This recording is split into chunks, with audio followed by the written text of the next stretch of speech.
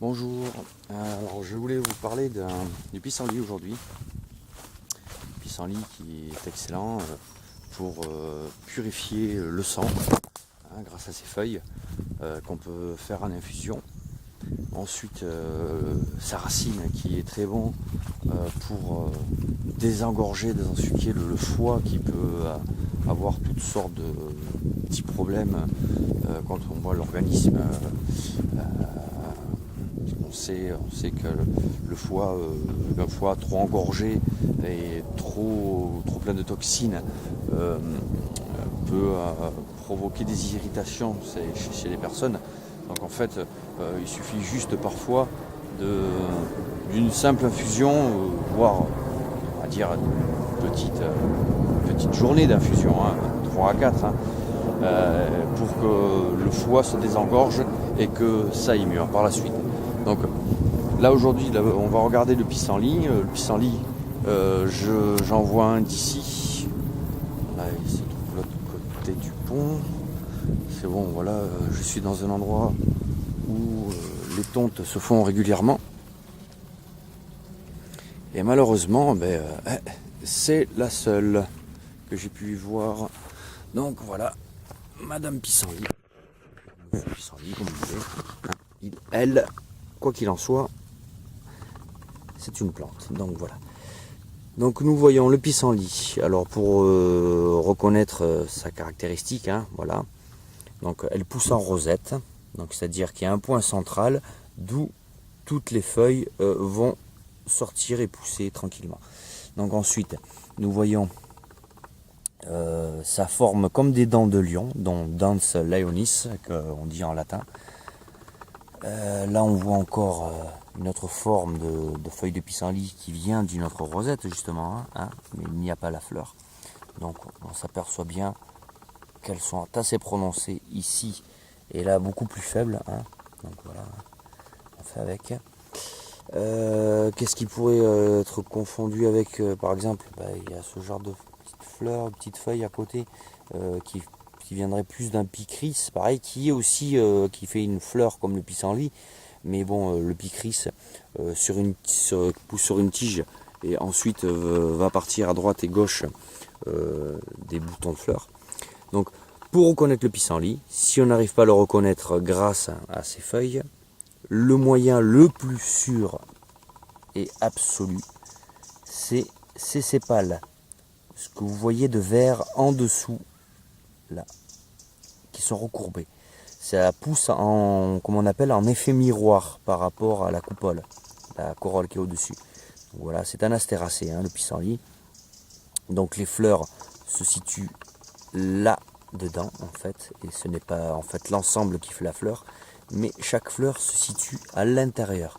Bon, il est légèrement fermé, c'est le matin, donc il dort encore un petit peu. Je suis en train de secouer dans tous les sens là, le coco, mais bon, il va bien.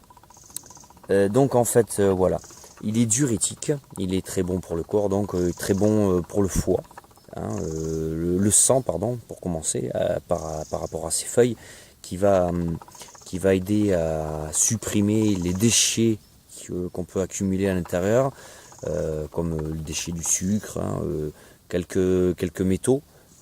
Pour les métaux lourds, vraiment en profondeur, on verra une autre plante qui est la bardane, la racine. Donc voilà. Ensuite, nous avons, elle est très bonne pour les femmes qui sont en ménopause en fait. Elle aide à évacuer les liquides parce que bon, le problème de la ménopause, bien souvent, on rencontre que les femmes font de la rétention d'eau, donc ça peut les aider. Ensuite, elle est très bien parce qu'elle est chargée en potassium, donc quand on voit qu'on prend une plante pour évacuer certaines choses, on peut avoir certains soucis de carence, être affaibli, puisqu'on a un manque de potassium. Donc celle-ci, voilà, le pissenlit en récelle, donc encore une magie de la nature, c'est parfait. Ensuite, nous avons à l'intérieur, vous n'allez pas la voir, mais je vous en parle quand même, sa racine qui se situe bien sûr juste en dessous.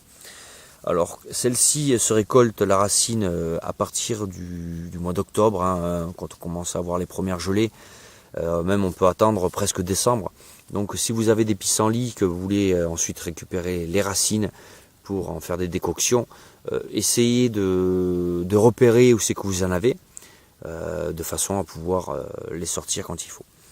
Donc les racines se prennent automne, hiver et jusqu'au printemps, juste avant que la fleur apparaisse.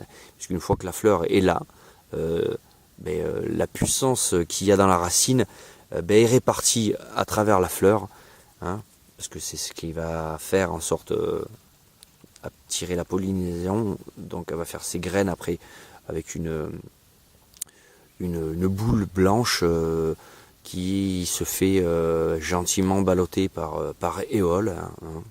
Donc on voit souvent les enfants qui les prennent et qui soufflent. Ils sont contents parce qu'ils voient tout voler et c'est très beau. Donc voilà. Donc en fait ils aident à la répartition en même temps de ce cher pissenlit. Donc la racine, hein, quand vous allez l'accueillir, essayez de prendre une largeur de main autour d'elle, puisque la racine est un pivot mais qui part légèrement sur les côtés. Donc essayez de récolter au maximum. Hein, quand vous allez la sortir, la plante, en fait, c'est terminé pour elle. Hein. Elle repartira grâce à ses graines. Donc voilà. Ensuite, donc la racine, elle est très bien. Parce que, bon, ils ont fait des études au Japon en 1999 où ils sont aperçus que la racine contenait des antitumorales, un antitumoral assez puissant qu'ils utilisent donc pour toutes sortes de cancers. Bien sûr, c'est pas en 99 qu'on s'est aperçu que la racine était anticancérigène.